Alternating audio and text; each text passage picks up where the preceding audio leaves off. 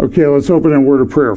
We thank you for this day. We pray that you will bless our time together this morning. In Jesus' name, amen. Well, today I'm going to talk about truth lockdown, because I think that what we're going to see over the next 3 weeks until the election is going to be shocking. We saw some previews of that this week. I think it's only going to get worse. I have some examples. I think you know some of the examples I'm going to talk about. We talk each week about the convergence of events that we see happening. And again, each week is sort of an extraordinary week. I did an interview about some of the things that have been going on. Maybe talked about a couple things more in depth with my friend Tony from Minute to Midnight, who's from New Zealand, but he's in America because he came here and married someone, and so they're trying to decide if they can get back to New Zealand because they have pretty strict immigration rules there, and but the world is just, it's crazy. It seems like do you agree with me? That seems like there's like an outrage a minute. If not just every minute, it's like every 30 seconds I sit and I watch, and I'm just shocked. And I'm going to use this, a world disrupted, and can we fix this thing until the Lord returns, because I don't think that any of these things are going to get finished. And also a reminder that you can also find these updates at Remnant Truth Network, rtntv.org. And it may be that our time on YouTube is very limited. I saw that there were about a dozen YouTube channels that were, I would call them, they would sort of fall in the category of conservative to somewhat conspiracy theory and other, sort of that type of website, but they were just shut down this week. They were just locked out of their accounts, completely shut down. Some of them had, hundreds of thousands of subscribers.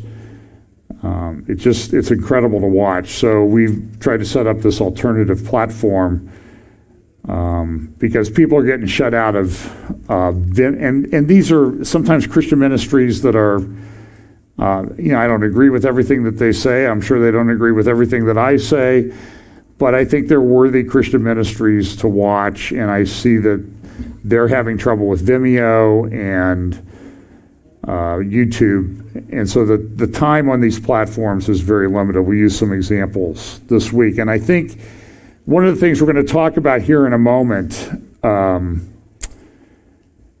is that, excuse me one second here, I need to make a quick change to my slides so I don't look like a complete idiot. I'm sorry about this. I was copying slides and I overwrote some of the one and not the other.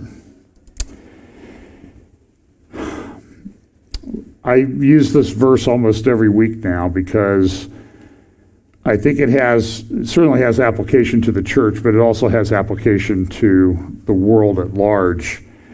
But specifically, Paul talking about the church near the end of his life, for the time will come, 2 Timothy chapter 4, for the time will come when they will not endure sound doctrine, but after their own lust shall they heap to themselves teachers having itching ears.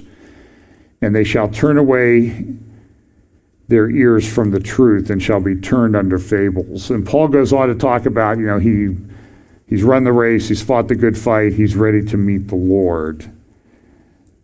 And he also says in the next verse that, but watch thou in all things, Timothy, endure afflictions, do the working of evangelist, make full proof of thy ministry. And then he goes on to say that, I've done the best that I can.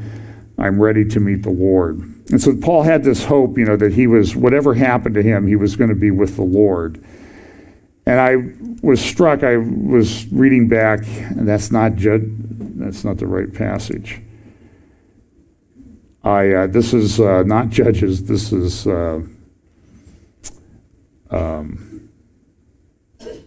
what's the book I'm trying to think of right now? Job, thank you.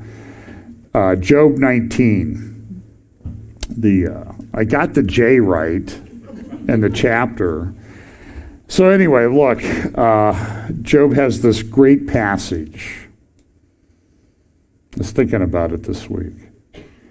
For I know that my Redeemer liveth, and that he shall stand at the latter day upon the earth. And though after my skin worms destroy this body, yet in my flesh shall I see God, whom I shall see for myself, and mine eyes shall behold, and not another, though my reins be consumed within me. Job chapter 19. Tremendous passage. Something that we can all look for, especially in the midst of a rather disruptive world. So let's look at a few things that are going on. I have some friends. I was actually out in Colorado last summer and spoke at a church within a couple hours of where they're having this giant fire. And I don't remember the name of the fire. It might be the Thompson Fire or something like that. And it's consumed now, it's the largest fire in the history of the state of Colorado. And it's interesting, I mean, are you even hearing news about this? No, it's just, in the pictures that I'm seeing are just shocking, and towns are being evacuated, even people are getting ready to leave Estes Park, which is at the entrance to Rocky Mountain National Park. And I'm hearing from, I believe this is the fire that I read about a month or so ago, and they said that they expected that it would burn until sometime in 2021. Part of it is because my understanding is there was a disease that went through and hurt a lot of the trees, and the trees are sort of dry brush now, and they're just burning like crazy. Ranches are being evacuated. They're getting the cattle and taking them. And again, it just goes to show you all this stuff is going on in the world, and it's not even talked about in the press, or it's ignored. Michael Ramirez, I think, is one of the better editorial cartoonists in the world. And he sort of did a play on the forest fires in California. Fires and bad policies are burning the state down. I think he's right. I saw a sign, there's billboards now appearing in Texas saying, when you vote, remember why you left California, because a lot of people have moved from California to Texas. See, the fear is, I think that, people will leave New York and come to Midwest or to Delaware County, where I live, and they'll vote like they did in New York, which is not really what we want.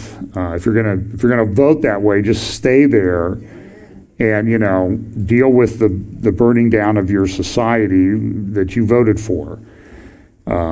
Take a little bit of responsibility for that. But they are moving. I have a friend, and he has a house, and a guy came in and offered him quite a bit of money, cash, close in a week on his house, as is. Of course, the response was, well, where am I going to move? Because So it was, but there are a lot of people moving. We have some in our neighborhood that moved here recently from New York. This is a report that came out by one of the UN agencies talking about the human cost of disasters, an overview of the last 20 years. And it's interesting just from the birth pangs standpoint of Bible prophecy to look at what this UN agency is talking about as what has happened from 2000 through 2019. Now, of course, they have an agenda. They're trying to show that all these disasters are coming about because of global warming and that sort of thing, but I'm not sure how earthquakes are affected by global warming. Nobody ever explains that.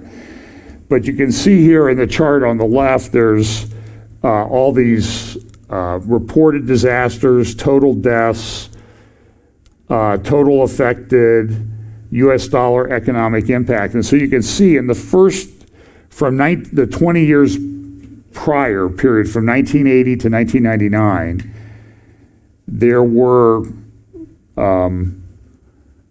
reported disasters. There were 4,200. In the last 20 years, there's been 7,300.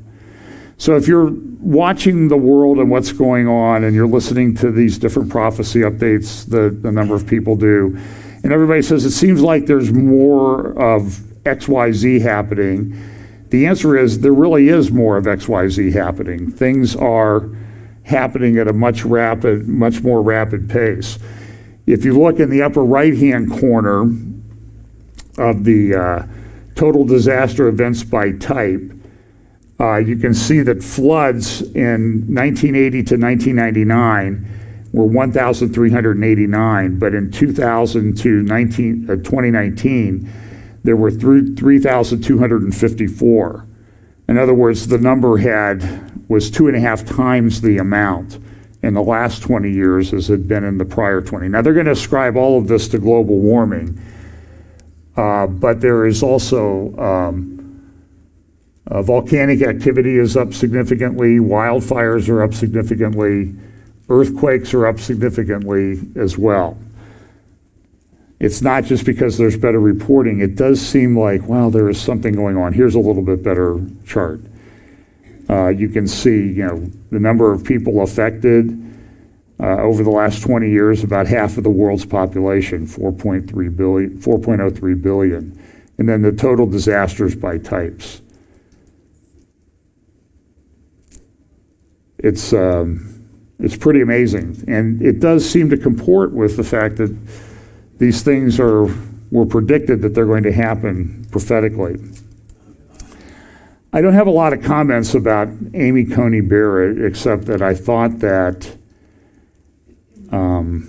she was well prepared, gracious, articulate. I saw a study, you might remember, in the Mike Pence, Kamala Harris vice presidential debate. They complained that Mike Pence cut off Kamala Harris twice. There's actually a video out there that you can find. Amy Barrett was cut off almost 6 times by senator, everyone by a Democratic senator. The pro-woman Democratic senator. One thing you understand is that whenever the left accuses the right of something, that's what they're guilty of. They project everything. In her testimony, by the way, another clip that I would highly recommend that you look up is Senator John Kennedy from Louisiana, who asked her some questions about the bonehead, or whatever term he used, professor who had said that that Amy and her husband had adopted 2 black children from Haiti so they could colonize them. And she was incredibly gracious. I'm sure she probably will make rulings that are disappointing at some point. Most judges do that.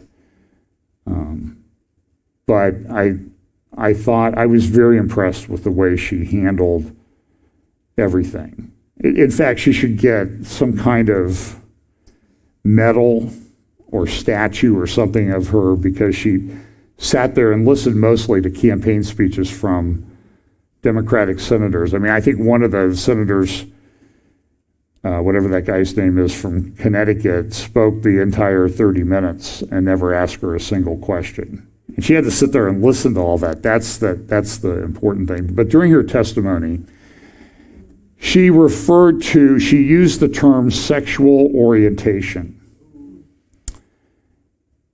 And the senator, I think this was Senator Hirono from Hawaii, she is not a very impressive person intellectually. She is pathetic. And she crawled all over Judge Barrett for saying sexual orientation, that's now an offensive term. Did you know this? I didn't know this. In fact, if you went a couple weeks ago, if you went to Merriam-Webster dictionary and you looked up preference, it said definition of preference, orientation, sexual preference. So guess what happened? Just guess what happened the day after Amy Coney Barrett used sexual preference. Merriam-Webster changed their dictionary definition to now it says definition of preference, an offensive use, orientation, sexual preference.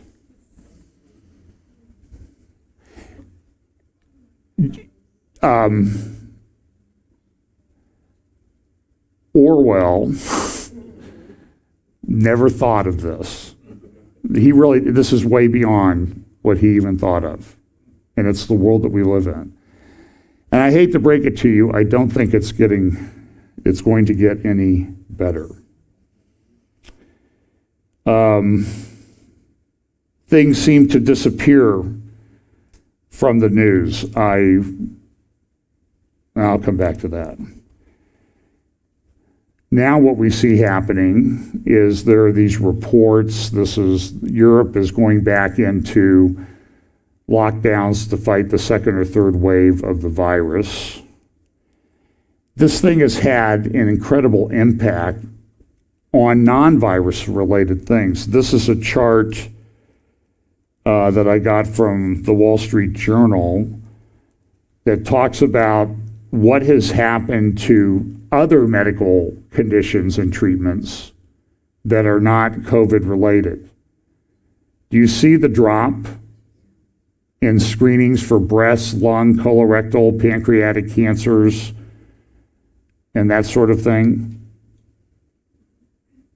These are coming from statistics of the health, people just not getting treated. And now there's pretty good data that the deaths, non-COVID related deaths, are going up, spiking incredibly, and maybe worse than the COVID deaths, COVID related deaths. So everybody's locking down. The economy is crazy. Here's a chart that shows the change in essentially foot traffic. This is from Financial Times.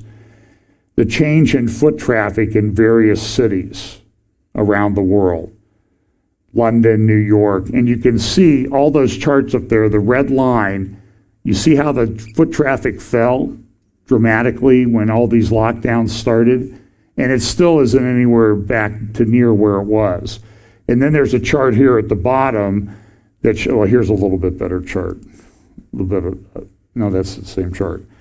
And at the bottom, it shows sort of a graphic of the fall in foot traffic, dark red is worse, in different center cities around the world, like New York City, London, and that sort of thing. You can see that people are not coming back. A lot of the major law firms in the U.S. are laying off staff. They are completely reorienting what kind of office space they're going to need in the future. This has an impact on big office buildings. The days when I interviewed with a Houston firm at one point, and it was a New York firm, they had just opened a Houston office, and they had come in and they had leased 50,000 square feet of office space for 25 years for 4 lawyers that they were opening the office with, because they anticipated growing. Well, the days that law firms are going to do, and any businesses are going to do things like this, are few and far between. I saw it in a news report the other night, I forget what state, I think it might have been NBC, talking about how people are leaving San Francisco. And the increase in the number of houses on the market in San Francisco are incredible, and rents have fallen like 35% from what they were a year ago, because everybody wants to leave. Who wants to live in a city like that if you don't need to, because you can work remotely. This is having a huge economic impact. And again, these lockdowns are coming. Now, I'm going to share, last week I shared with you a video clip of a member of the Ontario Parliament questioning the majority leader, I think, of Stephen Harper's party in the Parliament about what is the plan. Why did you send out this request for proposal for the construction of quarantine camps? Where are you going to put them? How many people what are the reason they're going to be there? People are going to be put there. How long will they stay, and how many people do you anticipate? And of course, he got no answer. And now this report, so I'm not sure that this report is entirely accurate, but it does sort of I think part of it is accurate. It's talking about the fact that they have big plans in Canada for these quarantine camps in 2021. And people that don't get the vaccine and that type of thing are going to go there. Now, I think some of the stuff is hard to believe. I have not been able to vet it. I'm only sharing it with you to tell you that there are plans. There is a plan for quarantine camps in Ontario and other provinces throughout Canada. I contacted some Canadian friends, and they said, we have not been able to verify this, but people are freaking out here in Canada having seen this. It was taken down off of this Canadian Report website. You can still find it at archive.org. Just like I was talking to someone yesterday, he was being pressured by some of his ministerial people who provide oversight to him about Black Lives Matter. He has spoken out against Black Lives Matter and social justice and that sort of thing. And the people in this particular church denomination have adopted it wholeheartedly. And he said, I wanted to show them what Black Lives Matter said about how they were anti-nuclear family and that sort of thing. But when I go to the Black Lives Matter website, it's been removed. It's gone. Why? Because people were figuring out that, hey, they're trying to change the truth. They're locking down the truth. But fortunately, if you go to archive.org, you can still, if you get the web page URL and paste that into the archive.org, it will pull up all the prior versions of the site. So it was sometime in September that Black Lives Matter removed all of this from their website and made what they are about much more generic. Why? Because they're trying to hide the truth. We know that this is a great article from the Australian Spectator talking about dangerous elites planning the Great Reset. We've mentioned this a number of times in the past. I think I first talked about it on April 1st. I did a special midweek update when this strategic intelligence website page was really released to the public by the World Economic Forum. And now the World Economic Forum has been pushing this Great Reset, which we've mentioned before. As this article says, dangerous elites planning the Great Reset. Davos 2021 will launch its own Green New Deal. Be afraid. And Maurice Newman, the author, says this in his article, a lasting side effect of COVID-19 is the universal growth of state power. Despite global death rates peaking last April and immunity building even without a vaccine, authoritarian leaders are clinging to their recently acquired powers. No doubt they view individual freedom as an optional extra, not to be an inalienable right, and want their new powers to become a normal part of governing. The Victorian government is legislating to that effect. And some people have shared with me the things that they're enacting in the state of Victoria in Australia, and it's shocking. It's absolutely shocking. He goes on to say the response to COVID follows closely the approach taken by global warming activists But as Prince Charles puts it, the threat of climate change has been more gradual than the pandemic, but its devastating reality for many people and their livelihoods around the world and its ever greater potential to disrupt surpasses even that of COVID-19.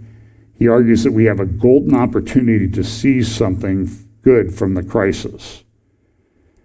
And Klaus Schwab, who's the head of the World Economic Forum and the Davos conference that takes place each winter, this is an article that he published this week, I believe. We must move on from neoliberalism in the post-COVID era. He says this in the article: the pandemic represents a rare but narrow window of opportunity to reflect, reimagine, and reset our world. You hear this all the time. Reimagine this, reset. You're going to hear this a lot over this, particularly over the next, 90 days, 6 months, depending on how the election goes. All aspects, he says this, all aspects of our societies and economies must be revamped, from education to social contracts and working conditions. He labels this the Great Reset. He points to uneven access to healthcare, education, economic opportunities, and social progress, as well as to growing inequality among and within nations and racial and ethnic groups. At the center of these multiple crises lies the tension between privilege and meritocracy. Governments will need to intervene more, in other words, coerce people to ensure better and fairer outcomes from private investments. In short, he says, we need a great reset of capitalism. Now, in this Canadian report, that was one of the things that they talked about, was they were going to have to reset the economy. And supposedly the discussion was that they were just going to come in and wipe out all debts. Everybody's debt, mortgages and everything would be wiped out. Hey, that's great, right? Well, what's the downside? Yes. There is a downside. And the downside is this: you have to give up all assets. And you'll be given a universal basic income. Now, they've been trying to push this for a long time, and now all of a sudden, so regardless of how this COVID thing started and the pandemic and whether it was planned or intentional or whatever, there is no doubt that people with an agenda to control everything for their benefit are taking advantage of it. And it's a pretty stunning thing to watch. Here is what Klaus Schwab says in his article. COVID-19 has shaken the world in ways not seen since the world wars, affecting all aspects of human life. For the sustainable development of the planet, it's vital our recovery prioritizes new, greener ways to do business. The Great Reset offers an opportunity to reevaluate sacred cows of the pre-pandemic system, but also defend long-held values. And this is almost identical to what the Pope has said in his most recent encyclical, similar to what he said a few years ago in his encyclical Laudato Si', where he talked about Mother Earth. I wish I had a video. I don't have the image of it. Do you know that the Vatican minted a coin, and it's this South American goddess, fertility goddess, who's pregnant with the earth?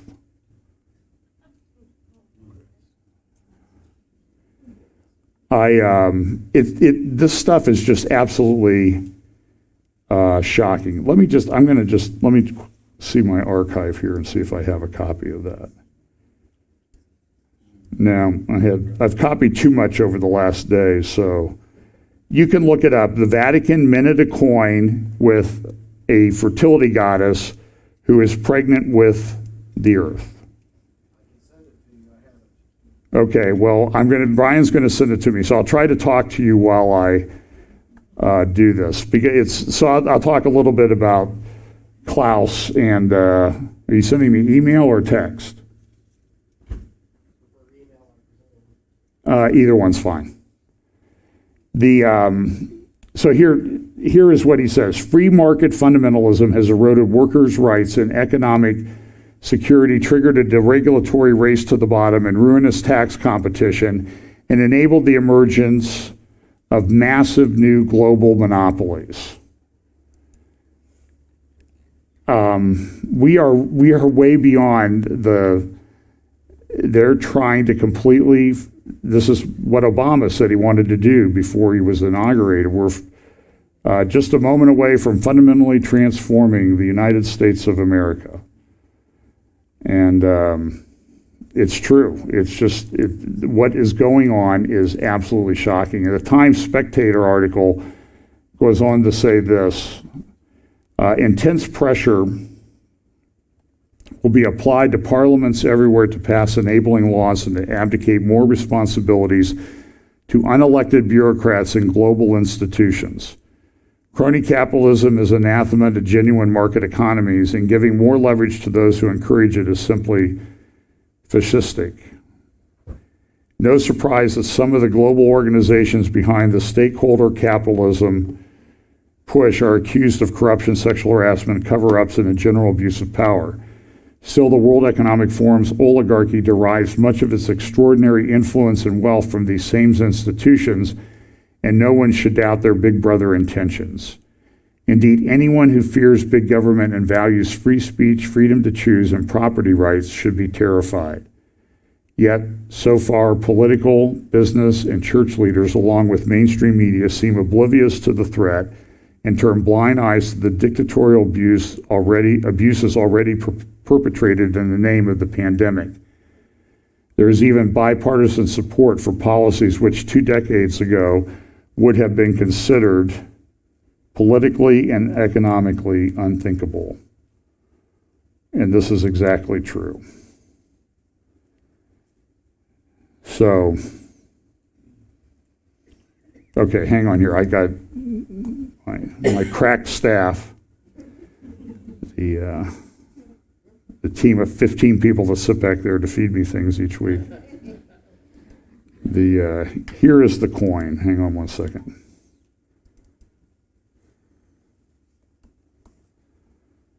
This is the Pope's.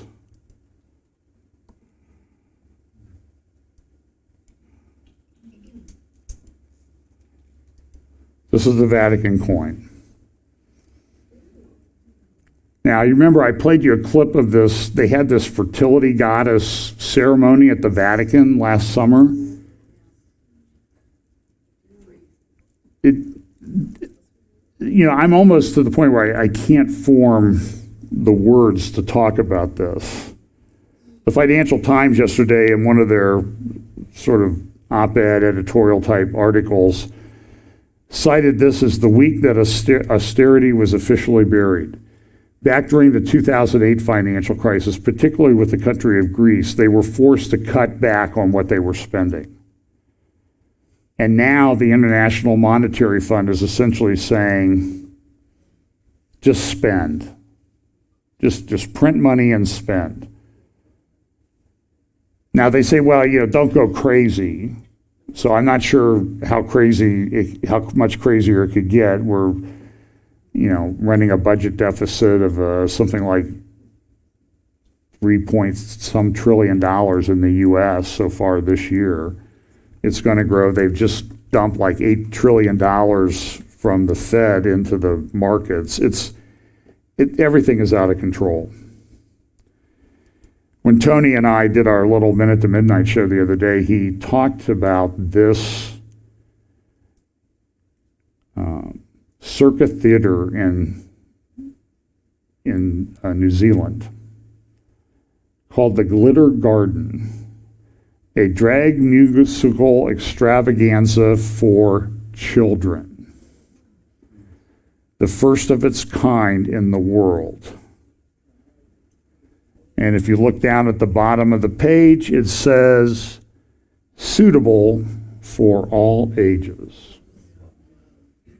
Well, certainly this whole transgender thing is just a one-off. Nobody would really adopt the whole agenda, would they? Now, we had presidential town halls this week. I'm sure you probably have seen clips of them. By the way, if somebody has an extra supply of softballs, you might send them to ABC News because they seem to have run out of softballs. And it was shocking. It really was. It was supposed to be a town hall where citizens asked people questions.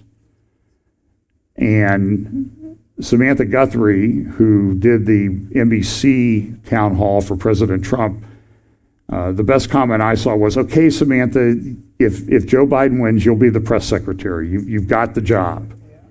Now just pretend you're a reporter again. It was inappropriate, but there was a question about this transgender issue that came up at the Joe Biden town hall. I want you to see this. How are you? I'm good, thank you. I'm the proud mom of 2 girls, 8 and 10. My youngest daughter is transgender. The Trump administration has attacked the rights of transgender people, banning them from military service, weakening non-discrimination protections, and even removing the word transgender from some government websites. How will you, as president, reverse this dangerous and discriminatory agenda and ensure that the lives and rights of LGBTQ people are protected under U.S. law? I will flat out just change the law, eliminate those executive orders, number one. You may recall, I'm the guy who said, I was raised by a man who, I remember I was being dropped off. My dad was a high school educated, well-read man who was a really decent guy, and I was being dropped off to get an application in the center of our city, Wilmington, Delaware, the corporate capital of the world at the time. And these 2 men, I'm getting out to get an application to be a lifeguard in the African American community because there was a big swimming pool complex. And these 2 men, well dressed, leaned up and hugged one another and kissed one another. I'm getting out of the car at the light, and I turned to my dad. My dad looked at me and said, Joey, it's simple. They love each other. The idea that an 8-year-old child or a 10-year-old child decides, I decided I want to be transgender. That's what I think I'd like to be. It'll make my life a lot easier. There should be zero discrimination. Well, I will say this. He is sort of accurate in that he has zero discernment in being able to discriminate or discern between right and wrong. It's just absolutely shocking. And you remember it was about 2 years ago, maybe it's just a little over, it seems like, I think it was in 2019. He came to the Human Rights Campaign National Award ceremony right down the road in Columbus, and said that if he is elected, his number one priority, my number one priority will be put in place the Equality Act. And the Equality Act will eviscerate religious freedoms and the ability to exercise your religious freedom in the United States if he has his way. It's very important. And he wants the European model where you have freedom of religion in Europe. They have freedom of religion as long as you keep it to yourself. You have to go along with the state religion. Well, speaking of Joe Biden, there was this report in the New York Post about some emails between Hunter Biden that seemed to confirm that Joe Biden, contrary to what he said, had meetings with people from Burisma. There are a number of videos. They found a computer of Hunter Biden's. He didn't pay. And so the guy, I don't know if it was subpoenaed by the FBI, but it seems to be clear that the FBI has had this thing for a long time. So while they're accusing the president of being in league with the Ukrainian oligarchs, they have a computer that shows that the other candidate was actually in league with the Ukrainian oligarchs. The response of this is sort of where I got the title for today, Truth Lockdown. Twitter and Facebook immediately started banning all posts from the New York Post, which is really when I think of the 5 most, it's in the top 5 in terms of circulation in the United States among newspapers. So it's not like it's, some little weekly newspaper that is distributed free. It's a major newspaper, but it has a conservative bent, and so they took down all the posts. Now they've relented a little bit, but people in the Senate and Congress are upset. They want to take away the Section 230 exemption from liability that these big tech giants have, and they always hide behind. They say they're open platforms. Will be open if you make it impossible for people to sue us and give us protection from that. We will be open platforms, which is what they have said, and it's a big fat lie. So they subpoenaed them to Jack Dorsey, the head of Twitter, is being subpoenaed to come to a hearing at the Senate this week. Now, outside of the New York Post, it's almost impossible to find any story about Hunter Biden. It is like, do you remember the scene in the Ten Commandments where Pharaoh is saying, let the name Moses be stricken from every obelisk and monument? It's almost like that happened with Hunter Biden. So I did a search. I subscribe to the Washington Post and to the New York Times. So I get the full digital experience. So I thought, I'm going to look and see what is Hunter Biden. I'll just do a search on his first name. Was he mentioned at all in the New York Times over the past few days? Well, first I did the Washington Post, and this was my search result. In all publications, I found one reference to Hunter.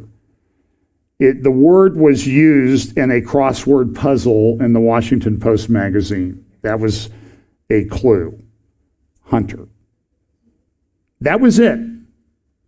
The great newspaper of record, the one that we're committed to the truth.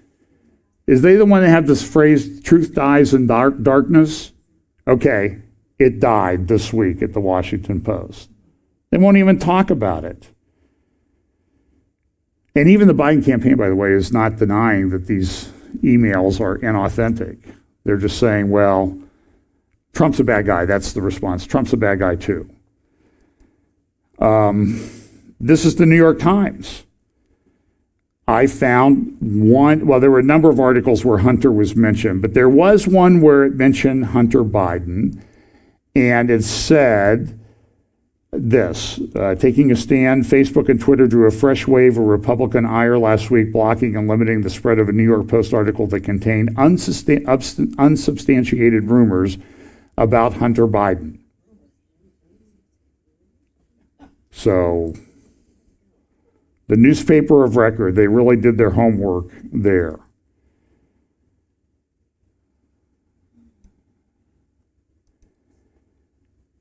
This problem with truth, though, what's more troubling is the impact that it's had on the truth. As I mentioned, I talked to someone yesterday who's having a back and forth with some of the people in his denomination about Black Lives Matter and social justice, and I talked about that in my talk first hour last Sunday. This is a Barna report that was released, I think, on October the 6th, American Worldview Inventory 2020. It looked at what evangelicals, they divided it into four categories: evangelicals, Pentecostals, charismatics, and Catholics, and what they believe on an inventory of about 51 beliefs. This is the summary of what Barna says. Barna surveyed 51 beliefs and behaviors among Christian groups and found that rather than transforming the culture around them with biblical truth, the opposite is happening. American Christianity is rapidly conforming to the values of the post-Christian secular culture. Key findings of the survey include this. Finding 1. Evangelicals are embracing secularism. A majority, 52% of evangelicals, reject absolute moral truth. Process that. 52% of self-identifying evangelicals reject absolute moral truth. 61% do not read the Bible on a daily basis. 75% believe that people are basically good.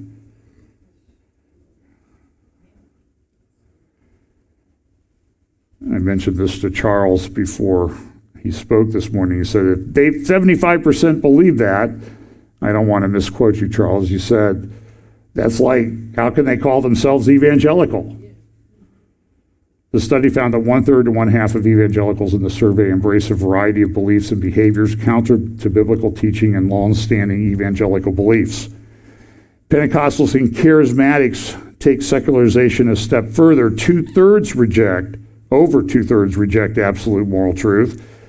54% are unwilling to define human life as sacred, with half claiming the Bible is ambiguous in its teaching about abortion. And 69% say they prefer socialism to capitalism. A full 45% did not qualify as born-again Christians. Mainline Protestants are the most secular. 60% of them have beliefs that directly conflict with biblical teaching.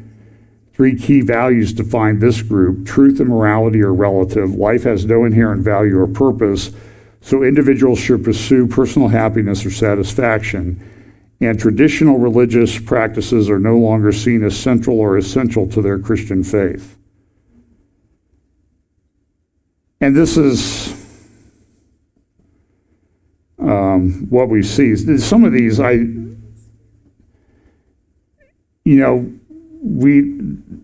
Steve Mitchell and I met because of concerns about this coming into the evangelical church. And it hasn't stopped. We've tried to stand firm. I think we have stood firm against this here. We certainly tried to do that. But this is just shocking. And while some of the ideas, Barna says, gaining traction in evangelical congregations may not reflect a majority perspective, the fact that 1/3 to 1/2 of those adults embrace these ideas can be viewed as alarming for evangelicalism. Those beliefs and behaviors include this. 48% believe a person who is good enough or does enough good works can earn eternal salvation. 44% do not believe that history is the unfolding narrative of God's reality. 44% claim the Bible is ambiguous about abortion. 43% maintain that when Jesus was on earth, he sent. 43% do not believe there is a common God-given purpose to humanity.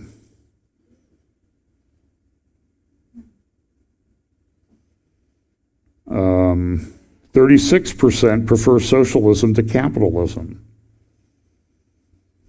Here's a chart that's in the thing. Now, the percentages here, you can find, just look up Barna Report, Arizona Christian University, World View Inventory, 2020, and you can get the PDF and read it. But here's a chart in the report. It's only about 8 pages long.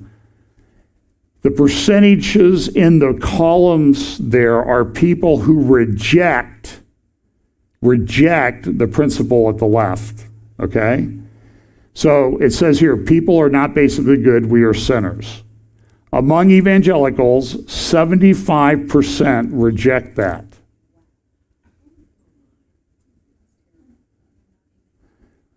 Which faith you embrace, number 2, matters as much or more than simply having some faith. Rejected by 62% of evangelicals, 84% of Catholics. Down here in the middle, there are absolute moral truths that apply to everyone all the time. 52% of evangelicals reject that. 69% of Pentecostals, 69% of Catholics. And Barna does a very good job of his surveys. Here's some of the others. Human life is sacred. 40% of evangelicals reject that. The Bible is the Word of God. Is trustworthy and reliable. 26% of evangelicals reject. 63% of mainline, and 53% of Catholics. That's the American Worldview Inventory 2020, Cultural Research Center at Arizona Christian University. Shocking. Well, now the good news, that was the good news part of this morning's update. Now let's just look at the Middle East and see some of the things that are going on there. Again, it's an incredible week. We could talk about this forever, but I'll try to keep this to about 10 or 15 minutes. One of the things that is growing out of the Abraham Accords are developing at least more public relationships between Israel and its Middle Eastern neighbors, the Arab countries. So right now there are negotiations that are going on between Israel and Lebanon about their border. The border's not well defined. There is a border there. We drove along it a few years ago, all the way across from Tel Dan, all the way across to the Mediterranean. And there's a border there, and there's a fence, but that's not necessarily the agreed upon border. That's where they kind of put their stakes in the ground after the Lebanon War back in 2006. But so they're negotiating that, and there's also dispute about, because there's a dispute about the land border, there's also dispute about the territory where they can get resources in the Eastern Mediterranean. And this is a big deal because there are some significant gas and oil resources there that Lebanon is claiming that they're entitled to. So the Lebanese newspaper that's pro-Hezbollah says negotiations without legitimacy. But they are talking. Hezbollah is objecting. The interesting thing that happened, though, was when they went to the talks, this is the report from the Jerusalem Post, Lebanese team snubs Israelis as maritime border talks begin. And these are being pushed by the U.S. There is also a push. Mike Pompeo met with the foreign minister of Saudi Arabia in Washington this week. They did a joint news conference, and there's always this question, what's the next country that's going to come in under these Abraham Accords?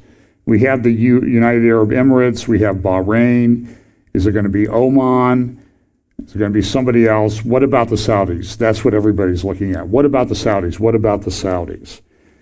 So Pompeo and the Trump administration is pushing the Saudis to come into some kind of normalization. Israel has publicly said that they want the Saudis to come in. This is an article from the Gatestone Institute noting that Saudi Arabia did come out. I played the clips of the Prince Bandar, who was the ambassador to the United States for a long time, saying, that the Palestinians are corrupt, they're bad. The Israelis have problems, but the Palestinians have been corrupt and not made any progress. The Israelis, we don't think they've done the right thing, but they've made progress. They've improved themselves. But there is a tremendous amount of corruption. If you go up into the West Bank, what's called the West Bank, Judea, Samaria, you go out around Ramallah, you go around the ancient Tel, where the ancient city of Ai was, it was destroyed in the conquest led by Joshua. You will see homes like Beverly Hills. This is in the Palestinian area. And you can stand there on Mount Gerizim overlooking Shechem, and you can see a refugee camp, but you can also turn around and look the other direction and see one of the most magnificent homes anywhere in the world. It's a Palestinian home. They're also, by the way, there was a report they're bringing refugees back to Yarmouk, which is a refugee camp in Syria. It's one of them. It was a horrible place, worse than any refugee camp in Israel. But it's been like that in Syria for over 70 years in an Arab country. And they have the audacity to go complain about Israel.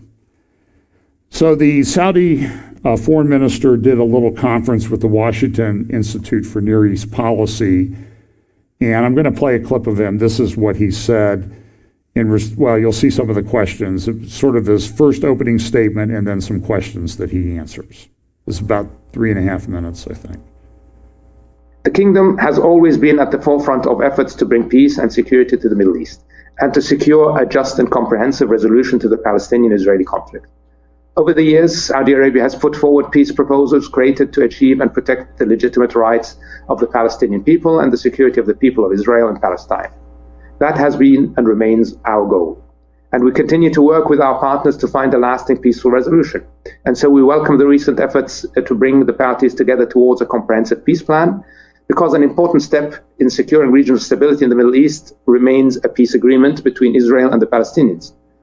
All other things will follow from that. And that is possible if we continue to talk to come together with common goal of settlement that works for all parties. But negotiation requires partners on both sides of the table. Settlement can only occur when there are partners in the process, partners willing to talk in good faith, putting some interests aside, and committed to the fundamental health and security of all parties. I'd like to turn to another issue that you raised in your talk, and that concerned the Arab-Israeli peace process.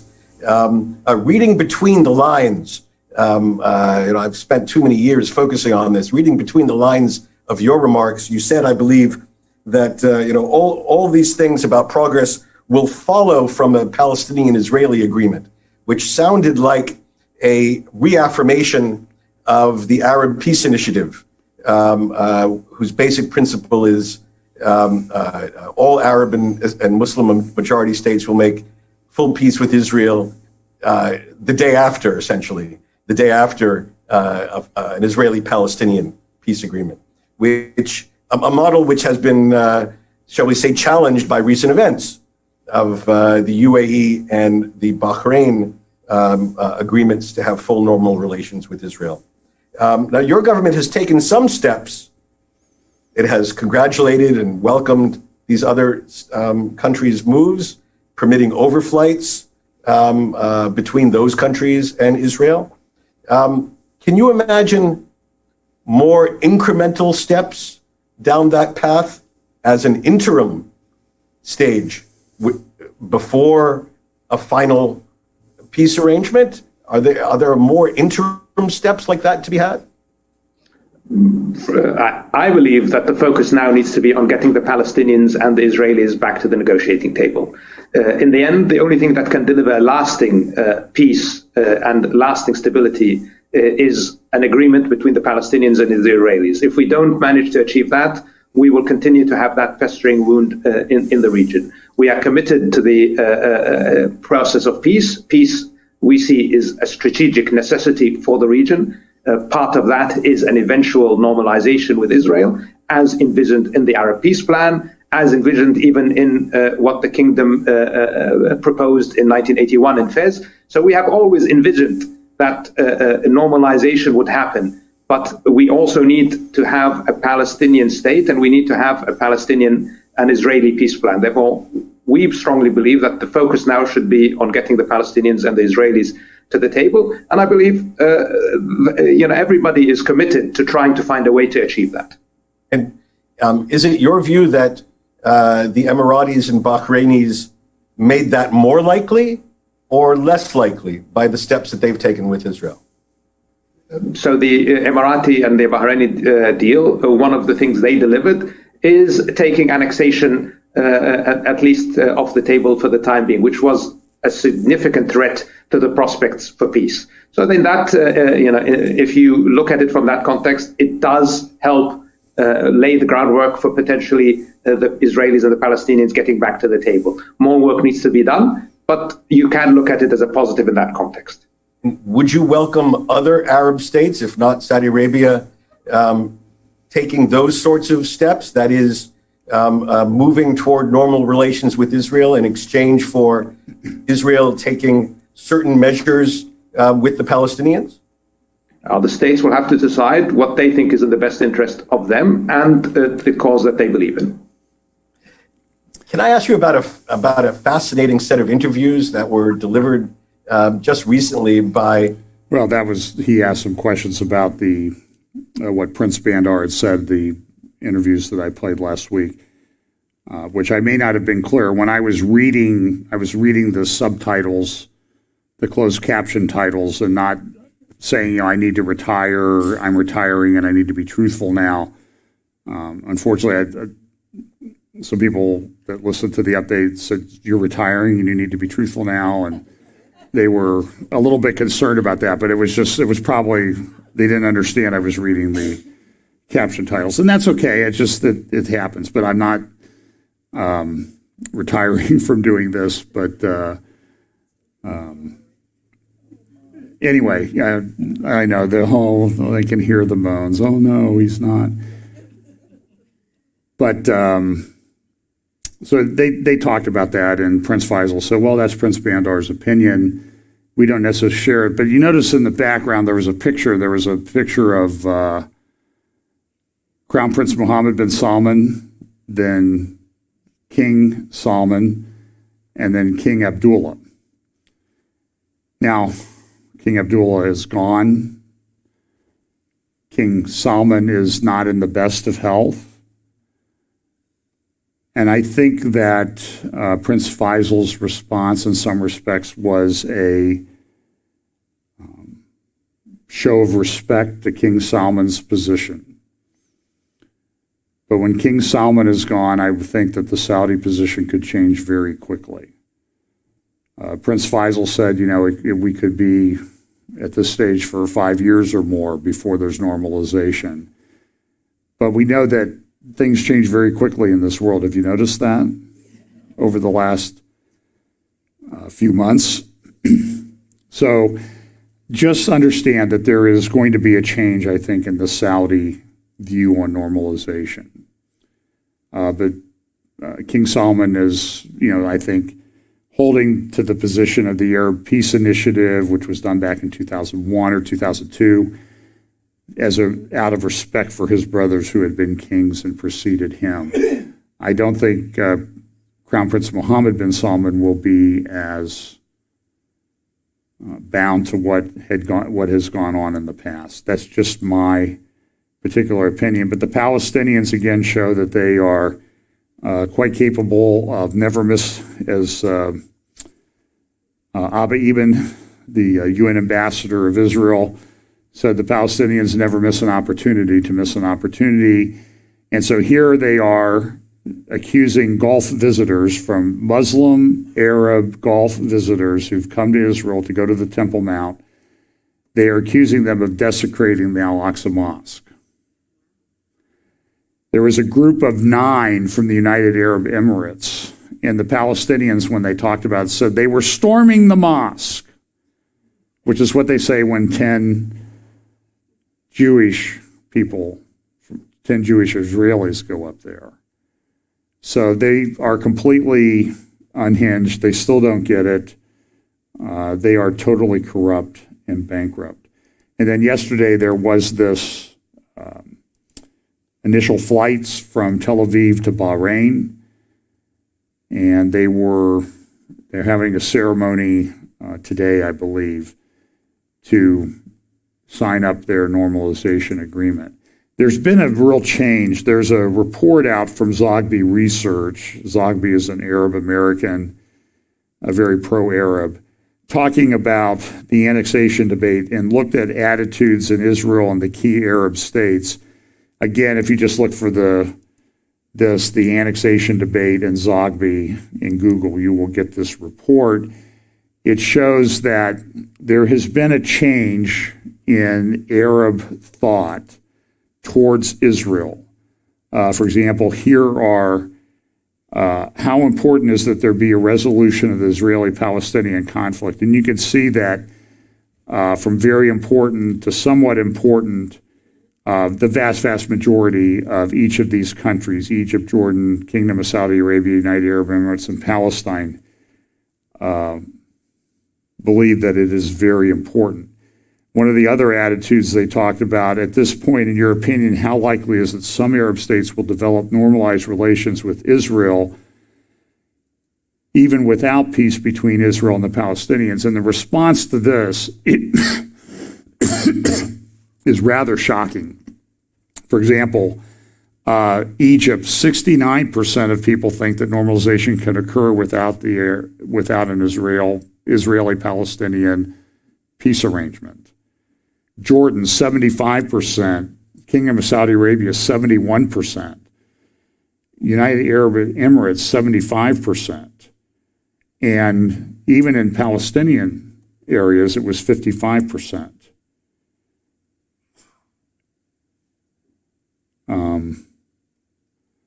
And some, like in the United Arab Emirates, even think that it's desirable to have a peace agreement even without, or normalization with Israel even without a peace agreement. I really would like to spend a lot of time. I think this is a very important article from Bari Weiss. She was a reporter. I would call her center or center left in her political orientation. She was a writer with the New York Times, and she resigned. I talked about this. She resigned from the New York Times a few months ago because she just said she's Jewish, the anti-Semitism among people at the New York Times it just was intolerable, and she quit. She did the right thing. She has an article on the new issue of the Tablet called "Stop Being Shocked. American liberalism is in danger from a new ideology, one with dangerous implications for Jews." So I guess what I would do is I would sort of give her the honor of being the guest prophecy updater this week because of what she said. Because if you look down through here, for example, AOC refused to go to an event honoring the birth date of Yitzhak Rabin. And a lot of people in the American Jewish community were like, well, why would she do that? Did she just not understand how important it was? Perhaps having previously admitted that she was not the expert in geopolitics on this issue, she didn't know who Rabin was. That had to be it. Or maybe it was the fault of the Jewish community. Surely if she was introduced to the stable of Haaretz columnists, she'd come around. After all, didn't AOC say she had Sephardic heritage? Did she not realize it was Mandy Patinkin? Mandy Patinkin, International Rescue Committee ambassador, who was hosting the event.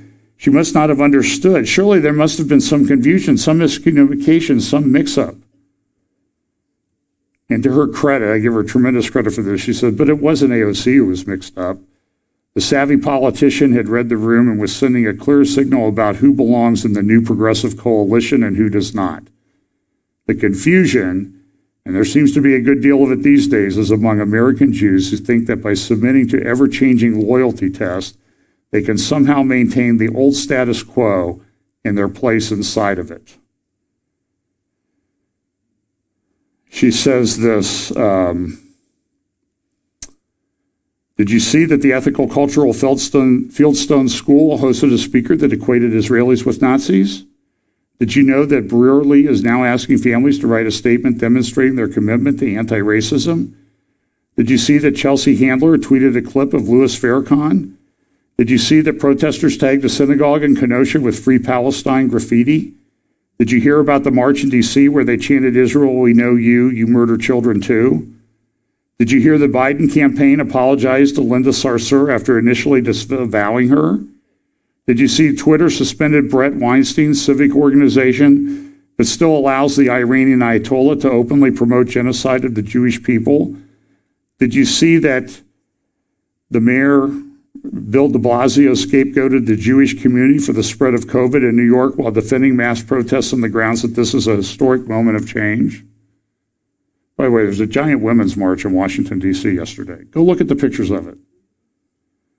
Then, like I did a search for Hunter at the New York Times and Washington Post and found essentially nothing. Go see if they're saying anything about it being a super spreading event, like they say about the Sturgis motorcycle rally or any of President Trump's rallies. She goes on down there, she goes, you know, we used to be liberals. She goes, I was a liberal. I didn't even know it. My worldview had a name because it was baked into everything I came into contact with. My parents' worldviews, the schools they sent me to, the synagogues we attended, the magazines and newspapers we read. I was among millions of Americans constituted by these ideals. I mean, Hollywood studios, labor unions, cultural venues, museums, think tanks, everybody was aligned with these principles. And she says this is a very important article. No longer American liberalism is under siege. There is a new ideology vying to replace it. No one has yet decided what the name of the force that has come to unseat liberalism. Some say it's social justice. Author Rod Dreher called it the therapeutic totalitarianism. Wesley Yang refers to it as the successor ideology, as a successor to liberalism. At some point, it will have a formal name, one that properly describes its mixture of, this is a Jewish woman, center to center left, in her politics. This is what she says. At some point, it will have a formal name, one that properly describes its mixture of postmodernism, postcolonialism, identity politics, neo-Marxism, critical race theory, intersectionality, and the therapeutic mentality. Until then, it is up to each of us to see it plainly. We need to look past the hashtags and slogans and the jargon to assess it honestly and then explain it to others. Now, I applaud her for saying this. I really do. Because what she says is, at the core of it is anti-Semitism and hatred of Jews. The beating heart of this new ideology is critical race theory. Legal scholar Angela Harris put it concisely in her foreword to critical race theory. Quote, unlike traditional civil rights discourse, which stresses incrementalism and step-by-step progress, critical race theory questions the very foundations of the liberal order, including equality theory, legal reasoning, enlightenment rationalism, and neutral principles of constitutional law.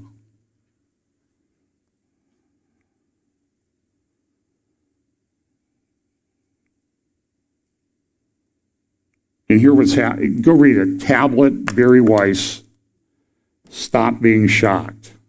One of the more important articles I've seen, just because I largely agree with her. It's what a lot of us have seen, a lot of us have talked about it last Sunday. It's infusing the church. The church is more knowledgeable about critical race theory and social justice warriors and intersectionality than it is about the basic truths of the scriptures and the Word of God. Survey after survey after survey shows it.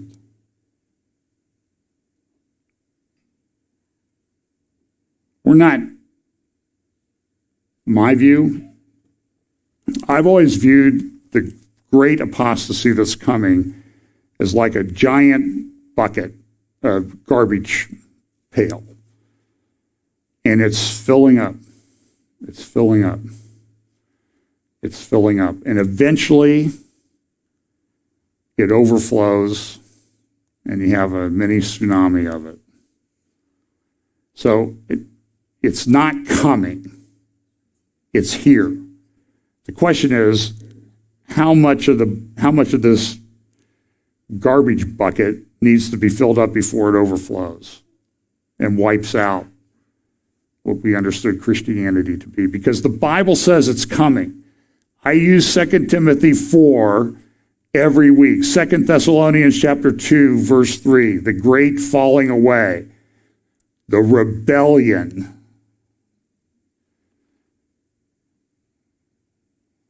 And it's here. Let's see, should I go into... I have about 20 slides of President Erdogan. And I will exercise mercy and not play this. I will reference you to a great article at Gatestone Institute. Erdogan declares war on Arabs. And it goes back, I played part of this before last week. This was a speech he gave to the new parliament in Turkey back in on October the 1st. And essentially what he says is, in this thing is, some countries in our region did not exist yesterday, and they may not exist in the future, but God willing, we will continue to raise our flag in this region forever. And he is just Mr. Propaganda. For example, there's this ship that's a drilling ship, and it's titled Fatih, F-A-T-I-H. Here's Erdogan yesterday, sitting on the ship and getting a tour. Fatih, by the way, I'm not sure how you say it, okay? But that is a reference to Istanbul. That is the name of the ship. And there's been a lot of things that are happening in Turkey. For example, this is a tweet from a former member of Erdogan's party that he tweeted this the end of August, early September. This is a map.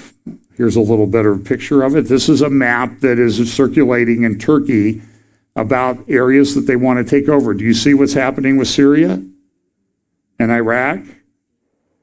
Foreign Policy mentioned this a few years ago. I put the clip up there. By the way, look at some of the other areas that are red.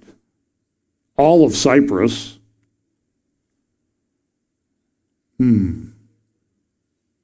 Also looks like it's red in Athens, doesn't it? And a large chunk of Greece. Bulgaria. Macedonia.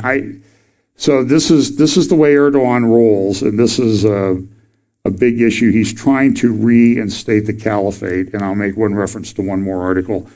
A very good article in the Financial Times the other day called Strongmen Battle for Supremacy. And it has a picture of Middle Eastern and, well, people messing around in the Middle East, 3 strong men. And who are they? Erdogan of Turkey, Putin of Russia, and Mohammed bin Salman of Saudi Arabia. Now it says here they have a lot in common. They agree on a lot of things, and they do. They agree on a lot of things, but they're coming into conflict. So Russia and Turkey are getting it into Syria and Libya, but they still have a common cause that unites them.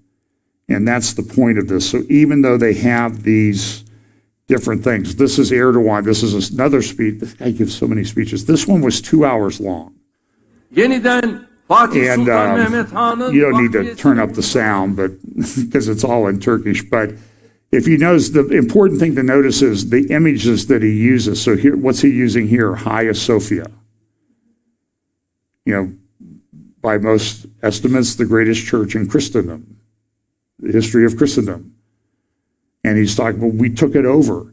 He also has things here. This is that was the tower at the new Istanbul airport, which is, I know they're having economic problems, but the new Istanbul airport is the largest airport on planet Earth. Do you understand this?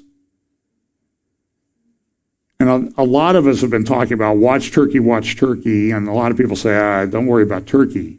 I'm saying is you should worry about Turkey. In addition to that, in Istanbul, I think the next thing that shows up, and it's a very odd shape, this tower. I talked about it when it was, I don't know how many, I can't remember when I talked about it. It was a while back. Their COVID response, he's talking about how great it is, and traveling.